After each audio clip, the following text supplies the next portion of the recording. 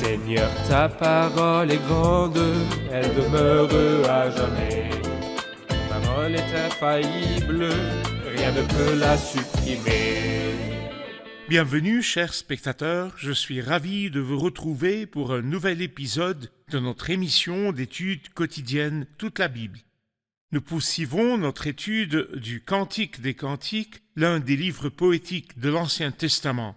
Dans l'épisode dernier, nous nous sommes arrêtés sur une introduction à ce livre et nous avons appris que ce livre, le Cantique des Cantiques, bien qu'il soit confronté à de nombreux défis et à de nombreuses attaques de la part de critiques, d'érudits et de personnes mal informées, des gens qui essayent de prétendre qu'ils le comprennent mais qui, malheureusement, ont des objections illogiques contre la parole de Dieu en général et le livre du Cantique des Cantiques en particulier.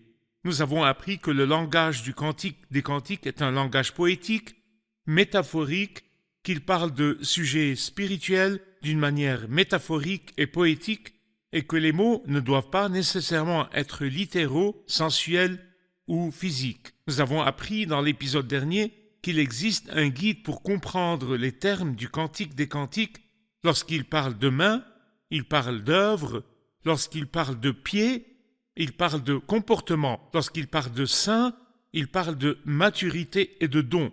Lorsqu'il parle de la tête, il parle de pensée, de la réflexion, et lorsqu'il parle de cheveux, il parle de soumission. Ainsi, lorsque nous abordons le livre du Cantique des Cantiques, nous devons garder à l'esprit cette belle métaphore spirituelle.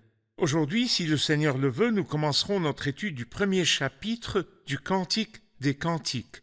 Permettez-moi tout d'abord d'accueillir notre invité, le serviteur du Seigneur qui est avec nous au studio, le Dr Farid Zaki. Bienvenue, Dr Farid. Merci beaucoup. Bienvenue aussi à nos invités, honorés de vous recevoir. Dr Farid, pourrez-vous nous donner un aperçu du dernier épisode lorsque nous nous sommes attardés sur cette relation, la relation du Cantique des Cantiques, entre qui et qui, pour rappeler à nos chers spectateurs qui est le marié, qui est la mariée dans le livre du Cantique des Cantiques? Littéralement, le marié, c'est Salomon, et son nom est répété 7 fois dans le livre. Et la mariée, c'est une jeune fille que Salomon aimait et qui était une pauvre petite bergère. Cependant, cette relation dépeint quelque chose de bien plus grand, bien plus profond, l'amour de Dieu pour son peuple tout entier, et que nous voyons dans l'Ancien Testament, et qui est toujours comparé à l'amour de l'époux à l'épouse. Puis, aussi, dans le Nouveau Testament, l'amour du Christ pour l'Église est comparé à l'amour de l'époux pour l'épouse. Mais aussi, nous y voyons l'amour du Christ pour nous en tant qu'individus croyants. Toutes ces images, nous pouvons les distinguer dans le Cantique des Cantiques. Il s'agit d'une image du lien ou de l'amour de Jéhovah pour son peuple terrestre. C'est aussi une image du lien entre le Christ et l'Église en tant qu'application spirituelle. En tant qu'application spirituelle, c'est une image de la satiété de l'âme humaine sauvée et rachetée par le Seigneur dans la relation. C'est aussi une image de la connexion du Seigneur avec son peuple qui reviendra à lui après le temps de la grande tribulation, la nation qui reviendra à lui dans la repentance à l'avenir. Mais c'est bien que vous ayez souligné qu'il s'agit d'une relation entre le marié et la mariée, une relation d'amour permanent et continu. Et en fait, frère Rayad, j'aimerais rappeler une fois de plus que si nous regardons au premier degré la relation de l'époux et de l'épouse dans le cadre du mariage, nous remarquons que c'est la plus noble des formes d'amour pour 3 raisons. Parce que l'image du mariage est déformée, il est donc important ici d'insister sur ce qui suit. Tout d'abord, en premier, il s'agit d'une relation basée sur l'amour et non sur la satisfaction des désirs et des convoitises. Donc si l'amour est absent et que la convoitise demeure, il ne reste qu'une relation animale. Deuxièmement, la relation conjugale est caractérisée par l'intimité. L'homme quittera son père et sa mère et s'attachera à sa femme. Aucun tiers ne s'interpose. Et un seul homme avec une seule femme. Et non un seul homme avec plusieurs femmes, ou une seule femme avec plusieurs hommes. Et troisièmement, la relation se caractérise par sa permanence. Donc il n'y a pas de lien pour un temps déterminé, puis après la séparation. Si nous gardons ces idées à l'esprit, nous pouvons découvrir le caractère sacré de la relation de mariage telle que l'a établi Dieu entre les époux, entre l'homme et la femme, qui alors deviennent l'époux et l'épouse. Parfait. Nous allons faire une pause et je reviendrai pour vous interroger sur les différentes théories de l'étude du Cantique des Cantiques, la façon dont les érudits, les chercheurs ou même les critiques perçoivent ce livre. Chers spectateurs, je vous retrouve après la pause, ne quittez pas. Écoutons, chers amis, les dernières paroles de saint Polycarpe. Ô tendre Père, Père de notre bienheureux Seigneur Jésus-Christ, je te remercie de m'avoir rendu digne d'un jour comme celui-ci, et de cette heure même, pour que je reçoive ma part et mon privilège parmi des milliers de martyrs.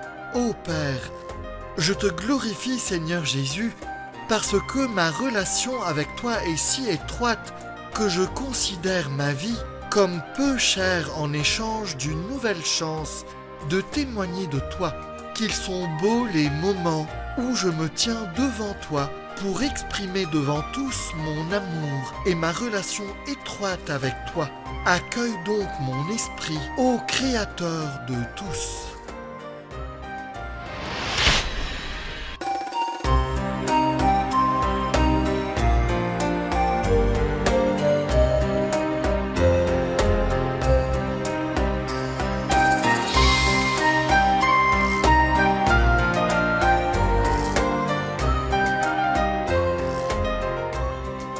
Nous revoici, chers spectateurs, pour poursuivre notre étude du livre du Cantique des Cantiques, de l'introduction au livre du Cantique des Cantiques.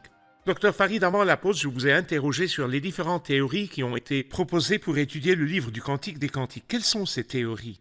Tout d'abord, l'interprétation métaphorique, qui révèle la relation de notre Seigneur avec son peuple, qui reviendra vers lui dans l'avenir. Mais aujourd'hui, le peuple d'Israël est rejeté à cause de son incrédulité.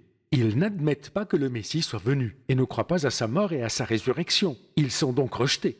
Mais dans l'avenir, après l'enlèvement de l'Église au ciel, seul un petit reste de ce peuple reviendra au Christ et croira en lui. Mais ils passeront par beaucoup de souffrances. Ils seront précieux pour lui et il leur rendra leur amour. Donc dans ce livre, nous pouvons voir cette belle image prophétique que bon nombre d'interprètes ont pu voir et même méditer. Et ce qui est splendide ici, c'est que le Christ est comparé à Salomon, pas à David, car c'est David qui symbolise le Christ dans ses souffrances. Mais Salomon le figure dans sa gloire et son règne. Et lui, il leur sera lié dans sa gloire puis dans son règne. La deuxième méthode d'interprétation est symbolique. La première est prophétique, la seconde symbolique. Comment ? Elle nous explique la relation du Christ avec l'âme humaine, l'âme du croyant. Et comme vous l'avez mentionné la dernière fois, l'âme ne peut trouver satisfaction et stabilité que dans une relation au Christ. Et ce livre-là ne parle que de cela. Et il est plus que beau. Et nous y découvrons en tant que croyants que seul le Christ remplit tous les aspects de notre être humain. Troisième approche ou troisième point de vue, le littéralisme.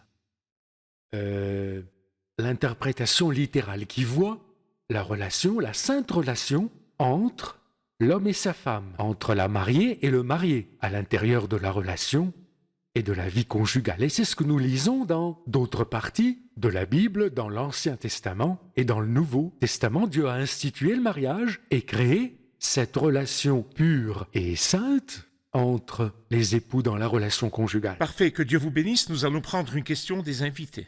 Docteur Farid, vous avez dit qu'il y a 3 méthodes d'interprétation sur lesquelles les commentateurs s'accordent: prophétique, symbolique et littérale. En tant qu'étudiant de ce livre qui souhaite comprendre ces interprétations, dois-je étudier les 3 écoles d'interprétation et décider ensuite ce qui me convient le mieux dans chacune d'entre elles?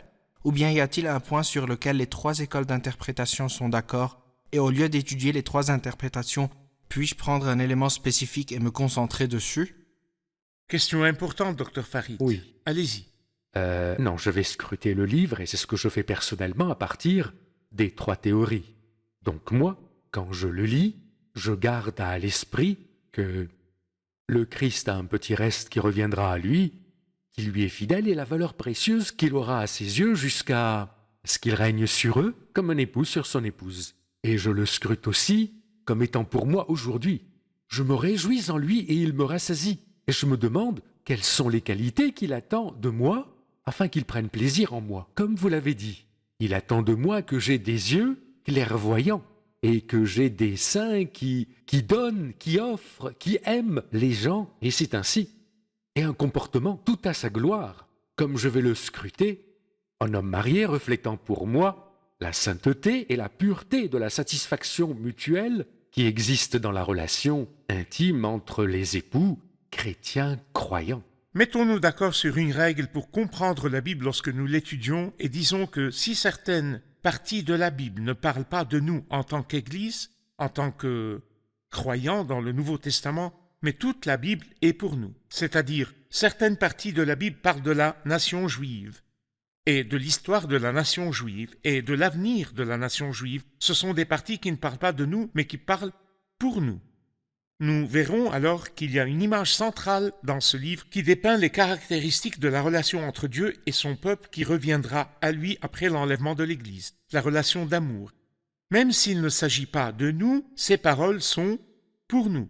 Que signifie pour nous? Cela signifie que nous y trouvons plaisir et satiété quand nous voyons les sentiments de Dieu pour son peuple. Je me mets à la place du peuple en tant qu'individu et je vois combien je suis aimé de Dieu, combien je lui suis précieux. Il y a une règle qui dit, si tout ce que dit la Bible ne nous concerne pas en tant que croyants du Nouveau Testament, mais tout ce qu'elle dit est pour nous, il nous est donné pour que nous soyons rassasiés par ces paroles et que nous apprenions par elles. Dr Farid, vous avez souligné qu'il nous dépeint également la relation du croyant individuel, Avec à quel le point Christ. il est satisfait de la façon dont le Seigneur le considère et l'apprécie, même s'il s'agit de la relation de Dieu avec la nation qui reviendra à lui dans l'avenir, mais à la lumière du Nouveau Testament, nous sommes rassasiés des images de cette relation chaque jour. Si c'est à cela que ressemble l'amour, à quoi ressemble donc la relation de Parfait. Dieu avec l'Église? Nous sommes vraiment rassasiés chaque jour. Dr Farid, je dois me tourner vers le 1er et 2e verset. Cantique des cantiques de Salomon.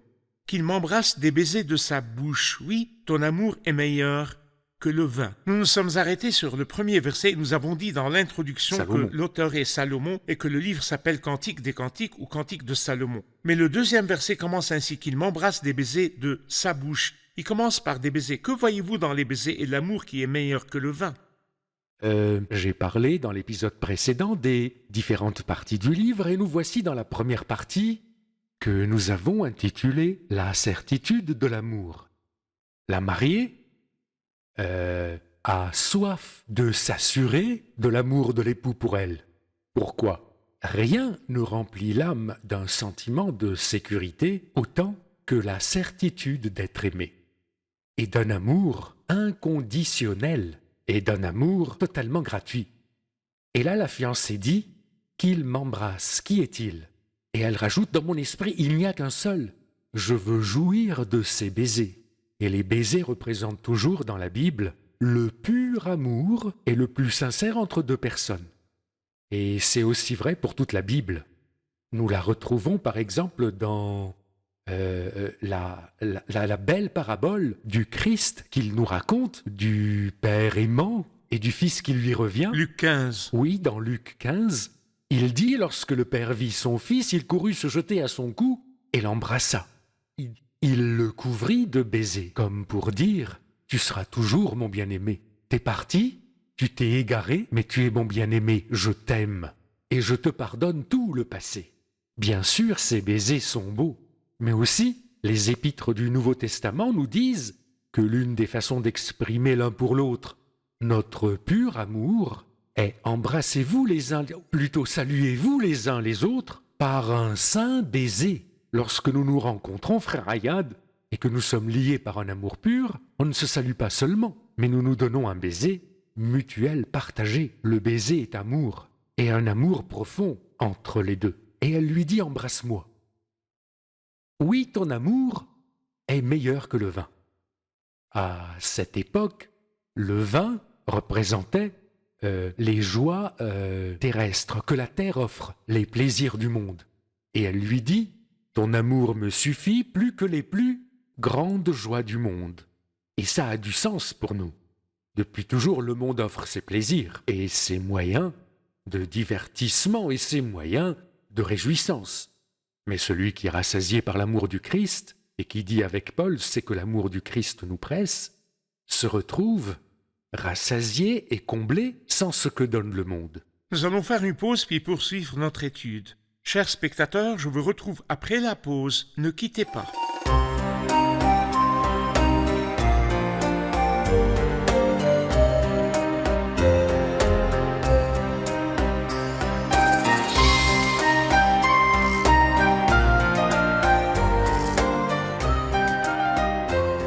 Nous revoici, chers spectateurs, pour poursuivre notre étude du premier chapitre du Cantique des Cantiques. Qui a une question? J'ai une question sur le verset 3. Tes parfums ont une odeur agréable, ton nom même est un parfum qui se diffuse. Voilà pourquoi les jeunes filles t'aiment. Que signifie ce verset? Verset 3. Tes parfums ont une odeur agréable. Ton nom même est un parfum qui se diffuse. Voilà pourquoi les jeunes filles t'aiment. Bien sûr, ce parfum désigne une essence précieuse comparable aux fragrances raffinées que nous connaissons aujourd'hui, cette huile aromatique dont l'odeur se répand et réjouit. Donc, parce que la fiancée s'est approchée de lui, qu'elle a senti l'odeur agréable. Bien sûr, ici, les mots sont imagés. Qu'est-ce donc une odeur agréable? Lorsque nous lisons sur le Christ dans les 4 évangiles, ou écoutons des sermons sur le Christ, sur ses paroles, ou son enseignement, ou dans ses réactions, ou encore ses actions envers les pauvres, c'est comme sentir un bon parfum. Et nous disons, qui est comme lui? Qui a dit ce qu'il a dit? Qui a fait ce qu'il a fait? Et comme si un parfum se répandait. Le Christ était une personne unique, parfaite, sans défaut. Il n'y avait Tout à pas fait. d'erreur en lui. Aucune erreur. Mais tous les hommes ont commis des erreurs, même les prophètes ont Même les commis des prophètes ont erreurs. fait des Pourquoi erreurs. le Christ est-il unique en ce sens qu'il n'y avait ni erreur ni Tout péché en simplement lui? parce qu'il est le saint, le seul saint, qui dès sa conception a été appelé saint. Même lorsqu'il a été pendu à la croix, il a été appelé saint et juste. Il était sans défaut parce qu'il est Dieu qui est Infaillible. apparu comme un homme. Il était exempt d'erreur et infaillible. Parfait. C'est ça. Ensuite, ton nom même est un parfum qui se diffuse. Tes parfums ont une odeur agréable. Cela parle des qualités, de l'éthique et des attributs du Christ. Attributs du Christ. Parfait. Le nom nous renseigne sur la valeur et ce qui fait les mérites d'une personne.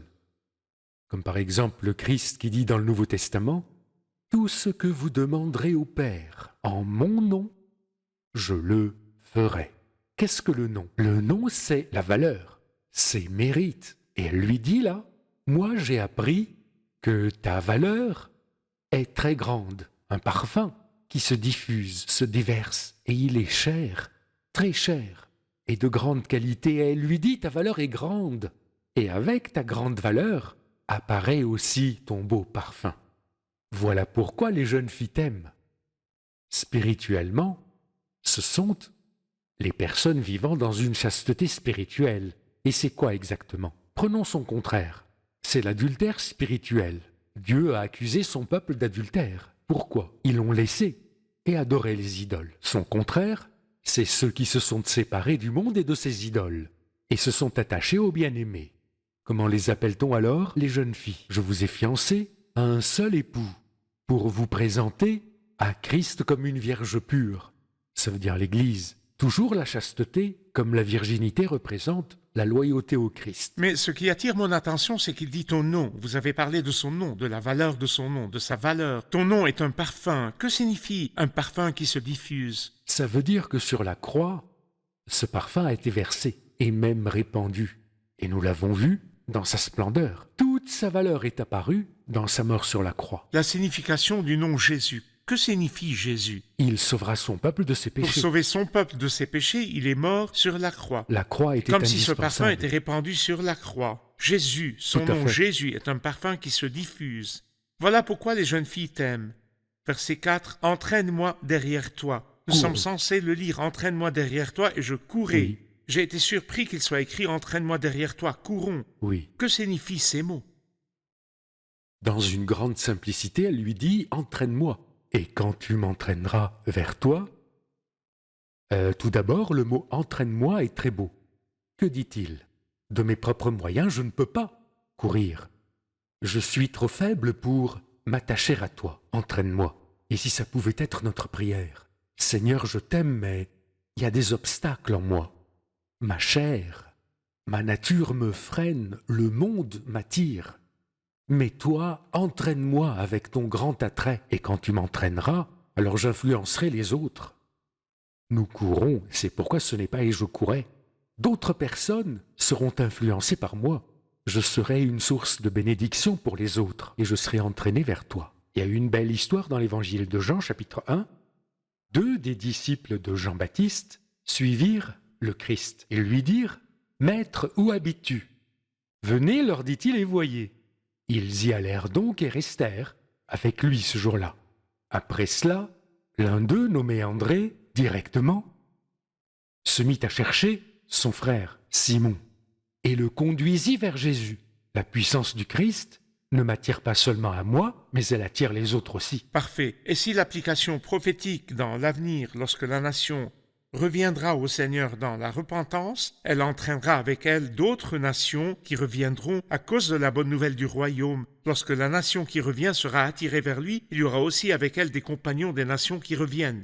Mais dans l'application contemporaine, dans l'application du Nouveau Testament, combien chacun de nous témoigne du Seigneur devant les autres, et lorsque nous sommes attirés par le Seigneur, cela influencera les autres et ils aimeront le Seigneur tout comme nous aimons le Seigneur. Le roi m'a introduite dans ses appartements. Les filles de Jérusalem, réjouissons-nous, soyons dans l'allégresse à cause de toi. Célébrons ton amour plus que le vin, c'est avec raison que l'on t'aime. Que signifie « il m'a introduite dans ses appartements » ? Elle lui dit « Entraîne-moi » et il l'exauça.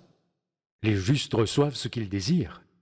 Chaque fois que nous désirons le Seigneur, lui, il nous désire aussi, mais il nous attend et nous introduit dans ses appartements. C'est sa salle royale privée, sa chambre intime, comme si ça signifiait qu'il nous manque, qu'il se fait connaître à nous et nous fait comprendre de nouvelles choses à son sujet. Alors nous avons l'impression de nous rapprocher de lui et de mieux le connaître. Nous découvrons en lui et dans sa parole d'autres profondeurs. Et quand nous serons à l'intérieur, notre joie est parfaite. Nous serons comme dans un extase en lui. Et nous célébrons son amour plus que le vin, comme elle le lui a dit au début, et ton amour sera pour nous la plus belle chose. Puis elle lui dit, c'est avec raison que l'on t'aime. C'est-à-dire qu'il t'aime non pas des lèvres, ni par confession. Bien souvent nous disons et chantons, je t'aime Seigneur. N'est-ce pas? Cependant, nous devons nous poser la question, est-ce avec raison, du fond du cœur? Sommes-nous sincères avec nos paroles? Ou sont-elles des paroles en l'air? C'est vrai. Réjouissons-nous, soyons dans l'allégresse à cause de toi. Votre commentaire, Oui. que ce soit dans les appartements, dans la relation entre le mari et la mariée, permettez-moi de donner une application sur l'adoré et l'adorateur. Beaucoup de gens dans la relation entre l'adoré et l'adorateur ne connaissent ni la joie ni l'allégresse. C'est Vous vrai. le voyez prier, il y a de la terreur, il y a un froncement de sourcils, il y a de la peur, et il croit que ce froncement de sourcils est la piété et la crainte de Dieu. Mais il est dit ici que dans la relation entre l'adoré et l'adorateur, il y a de la joie et de l'allégresse. Parlez-nous de ce type d'adoration. Vous savez que l'apôtre Pierre a écrit aux croyants, frère Ayad, dans sa première épître, chapitre 1, notez qu'ils étaient souffrants. Et il leur a parlé de cette relation et de cette adoration. Il leur a dit, Jésus, vous croyez en lui sans le voir encore, et vous vous réjouissez d'une joie indescriptible et glorieuse, que de fois nous avons eu des réunions d'adoration, et les cantiques nous élevaient au point de nous retrouver dans une joie profonde, et les paroles montaient de nos cœurs. Nous ne chantions pas sous la contrainte, et nous ne prions pas dans la peur, et nous sortions avec des visages rayonnants. Parfait. Ça se voyait. Et c'est pareil lorsque nous sommes seuls avec lui, face à la Bible. Nous disons alors, ô mon Dieu, c'est toi qui remplis mon cœur de joie, et tu mets dans mon cœur plus de joie Plus de joie. qu'il n'en éprouve. C'est ce qui caractérise la relation, la véritable relation entre l'âme humaine et le Christ. C'est une relation d'amour qui engendre C'est la pourquoi joie. l'adoration chrétienne est caractérisée par l'allégresse des chants, Bien des sûr. cantiques spirituels et des louanges. Les gens passent devant les églises et entendent des gens chanter et crier de joie. Ils disent que Exactement. sont ces chants à l'intérieur? Des cantiques spirituels, parce que la relation entre l'adorateur et l'adoré est une relation d'amour. Réjouissons-nous, soyons dans cause de toi. l'allégresse. J'espère que tous ceux qui se sentent tristes, misérables et sans espoir, qui adorent même sans être heureux, goûtent à ce type d'adoration, l'adoration de l'adorateur caractérisée par la joie et le plaisir. Absolument. Que Dieu vous bénisse, nous sommes arrivés à la fin de l'épisode. Revoyons l'épisode avec nos invités. Qu'avez-vous appris dans l'épisode d'aujourd'hui? Lorsque le Seigneur nous entraîne derrière lui, nous devenons un témoignage pour le monde et nous pouvons attirer d'autres personnes et les influencer. Parfait. J'ai appris 2 choses, que le véritable amour du Seigneur me fait oublier les plaisirs du monde. Et l'autre chose, c'est l'idée de « entraîne-moi derrière toi, courons ». Trop souvent, je ne suis pas capable de venir seul au Seigneur. Mais je dois prier et lui dire « Seigneur, entraîne-moi, entraîne-moi ». Et il peut le faire et m'introduire dans ses appartements. Très bien. Je vois qu'il dit au verset 3 « Tes parfums ont une odeur agréable ». Quand nous lisons la vie du Christ, la beauté de sa vie et sa splendeur, comment elle captive le cœur et comment elle nous donne envie de le voir, de nous réjouir de plus en plus en lui. Parfait. Dans le premier chapitre, lorsque la mariée dit au marié qu'il m'embrasse des baisers de sa bouche, la mariée était enthousiaste. Et je me disais, je veux être enthousiaste moi aussi dans ma relation avec toi, Seigneur. Je veux courir après toi. Et la dernière partie dit, c'est avec raison que l'on t'aime. Nous voulons aimer Dieu avec une vraie connaissance. Ne le connaissons pas avec des mots et ne l'adorons pas avec nos lèvres. Très bien. Amen. Devant les attributs du Seigneur, sa beauté et son amour, nous pouvons lui dire « C'est avec raison que l'on t'aime, tu mérites vraiment d'être aimé, et c'est parce que tu nous as aimés le premier. » Parfait. Amen. Merci, que Dieu vous bénisse. Merci, Dr Farid. Nous poursuivrons notre étude dans le prochain épisode. Si Dieu le veut. Chers spectateurs, la mariée a dit du marié, du Seigneur, « Ton nom même est un parfum qui se diffuse. Voilà pourquoi les jeunes filles t'aiment. » Son nom était Emmanuel, ce qui signifie « Dieu avec moi ». Dieu est venu dans notre terre et a habité parmi nous. La parole s'est faite homme, elle a habité parmi nous, et beaucoup de gens ne peuvent pas le croire, mais peu importe. Ouvrez votre cœur et croyez les paroles de Dieu, et vous goûterez les merveilles et les verrez ensuite. Si quelqu'un d'autre que Dieu occupe vos pensées, vous perdrez. Mais laissez Dieu occuper vos pensées, occuper votre imagination, occuper vos sentiments et dominer vos sentiments et dominer votre vie. Voilà pourquoi les jeunes filles t'aiment. Je vous retrouve dans le prochain épisode pour terminer notre étude du premier chapitre du Cantique des Cantiques. Que le Seigneur soit avec vous.